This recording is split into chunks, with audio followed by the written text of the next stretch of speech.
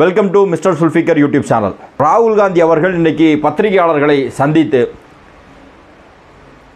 Share market பங்கு சந்தையில் நடைபெற்றிருக்கக்கூடிய ஒரு ஊழலை பற்றி எக்ஸ்போஸ் பண்ணியிருக்கிறார். இந்தியா கூட்டணி இன்றைக்கு நாடு முழுவதும் மிகப்பெரிய வெற்றியை பெற்றிருக்கிறது. ஆனால் ஆட்சி அமைக்க முடியவில்லை என்று சொன்னாலும் கூட ஒரு வலுவான எதிர்க்கட்சியாக இருப்போம் அப்படின்னு சொல்லி ராகுல் காந்தி சொல்லியிருந்தார். அந்த வலுவான எதிர்க்கட்சியாக இருப்போம்னு சொன்ன விஷயத்தை மெய்ப்படுத்தக்கூடிய வகையில் முதல் விஷயமாக ஒரு பூதாகரமாக ஒரு ஊழல் விஷயத்தை மக்கள் மத்தியில் கொண்டு வந்திருக்கிறார். இது மிகப்பெரிய அளவில் பேசப்பட வேண்டிய நிகழ்வு. அதை பற்றி தான் இந்த வீடியோவில் பார்க்க போகிறோம். என்ன அப்படின்னு சொன்னால், பங்கு சந்தையில் திட்டமிட்டு கிட்டத்தட்ட 35 லட்சம் கோடி இழப்பீடு உருவாகுவதற்கான திட்டமிட்டு ஒரு ஊழல் நடந்திருக்கிறது. இந்த ஊழலை செய்வதற்கு முழு முதல் காரணமாக மோடியும் அமித்ஷாவும் இருந்திருக்கிறார். நாடாளுமன்ற கூட்டுக்குழு இவர் மீது விசாரணை நடத்தணும் அப்படின்னு சொல்லி ராகுல் காந்தி இன்றைக்கி மோடி அரசாங்கத்திற்கு ஒரு மிகப்பெரிய குண்டை தூக்கி போட்டிருக்கிறார். அது என்ன அப்படின்னு சொல்லி பார்த்தோன்னா, ஜூன் 1ஆம் தேதி இந்தியாவினுடைய பாராளுமன்ற தேர்தலுடைய கடைசி கட்ட வாக்குப்பதிவு முடியுது. ஸோ இந்த வாக்குப்பதிவு முடிந்ததுக்கு பிறகு திட்டமிட்டு இந்தியா மீடியாக்கள் ஒரு விஷயத்தை சொல்கிறாங்க. என்னென்னா, அந்த எக்ஸிட் போல் மூலமாக என்ன சொல்ல வராங்க சொன்னாங்கன்னா, 370லேருந்து 400 சீட்டு வரைக்கும் பிஜேபி பிடிக்கும், பிஜேபி மிகப்பெரிய அளவில் நாட்டில் ஆட்சி அமைக்க போகுது, இந்தியா கூட்டணி 100க்கும் 150க்கும் கீழே தான் சீட்டை வாங்கும் அப்படின்னு சொல்லி ஒரு பொய்யான பரப்புரையை செய்கிறாங்க. இந்த பரப்புரையின் காரணமாக மீண்டும் பாஜக ஆட்சி தான் அமையப்போகிறோம் அப்படிங்கிறதுனால இந்தியாவுடைய பங்கு சந்தை என்னென்னா 3.3% உயர்ந்திருந்தது. ஏன் அப்படி உயர்ந்ததுன்னு சொன்னால், மே மாதம் 13ஆம் தேதி அமித்ஷா பேட்டி கொடுக்கும்போது என்ன சொன்னார்னா, ஜூன் 3ஆம் தேதிக்கு முன்னாடி நீங்களெல்லாம் உங்களுடைய பங்குகளை வாங்கி கொள்ளுங்கள், நாங்கள் மீண்டும் பாஜக தான் ஆட்சி அமைக்க போகுது அப்படின்னு சொல்லியிருந்தார். அதேமாதிரி தேர்தல் பிரச்சார கூட்டத்திலையும் மோடி பங்கு சந்தையை பற்றி பேசியிருந்தார். பங்கு சந்தையில் பங்கு வர்த்தகம் செய்யுங்க அப்படின்னு சொல்லி பேசியிருந்தார். பொதுவாக எந்த அரசியல் களத்திலையுமே யாருமே இப்படி பங்கு சந்தையெல்லாம் பற்றி பேசவே மாட்டாங்க. மக்களுடைய அரிசி விலை கூடுதல், பெட்ரோல் விலை கூடுதல், மக்களுக்கு நல்ல திட்டங்கள் இல்லை இப்படின்னு சொல்லி பேசுவாங்களே தவிர பங்கு சந்தை விஷயத்தெல்லாம் பற்றி பேச மாட்டாங்க. ஆனால் மோடியும் அமித்ஷாவும் திட்டமிட்டு பேசினாங்க.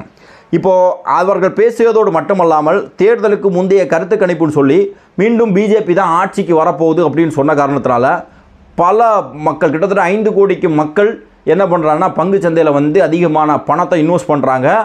அதிகமாக பங்கு சந்தை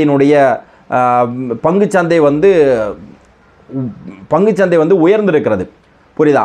ஆனால் ஜூன் மாதம் 4ஆம் தேதி தேர்தல் ரிசல்ட் வந்ததுக்கு பிறகு அந்த பங்கு சந்தை அப்படியே என்ன ஆகுதுன்னா சரிவை நோக்கி போகுது. கிட்டத்தட்ட 6% சரிவை நோக்கி போகுது.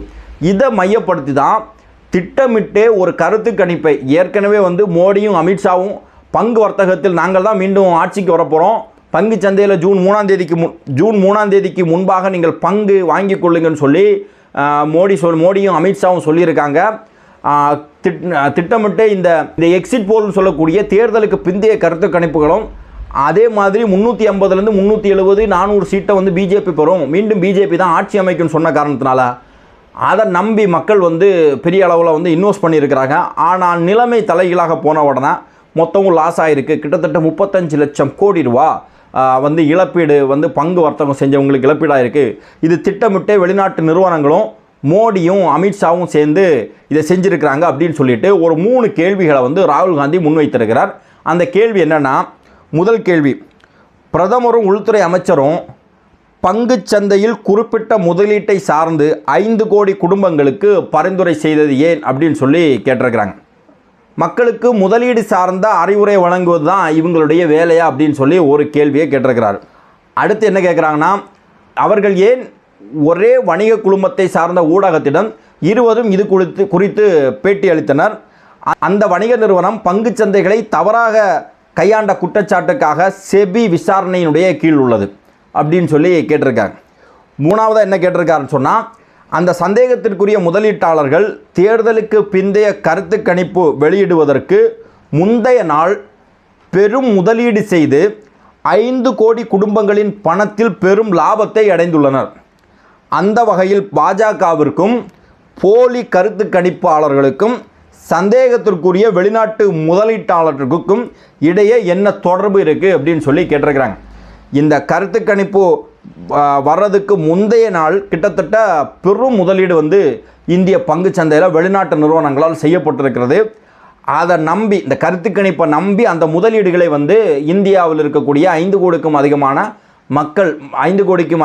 மக்கள் வந்து அந்த வாங்கியிருக்கிறாங்க. முத நாள் அவங்க இன்வெஸ்ட் பண்ணியிருக்கிறாங்க. மறுநாள் கருத்து கணிப்பு வருது, பாஜக மீண்டும் வெற்றி பெறும்னு சொல்லி அதை நம்பி இந்த முதலீட்டாளர்கள் 5 கோடிக்கும் அதிகமான மக்கள் வந்து அந்த பங்குகளை வாங்கியிருக்கிறாங்க. ஜூன் 4ஆம் தேதி ரிசல்ட் வருது, ரிசல்ட் மாறி வருது, அப்படியே மொத்தமும் லாஸ் ஆகுது. கிட்டத்தட்ட 35 லட்சம் கோடி பங்கு வர்த்தகத்தில் வந்து அப்பாவி முதலீட்டாளர்களுக்கு வந்து பெரிய லாஸ் வருது. இதுக்கு காரணம் முழுக்க மோடியும் அமித்ஷாவும் தான். எனவே மோடி மற்றும் அமித்ஷாவுக்கு இதில் என்ன தொடர்பு இருக்குது அப்படிங்கிறத நாடாளுமன்ற கூட்டுக்குழு விசாரணை நடத்தணும் அப்படின்னு சொல்லியிருக்காங்க.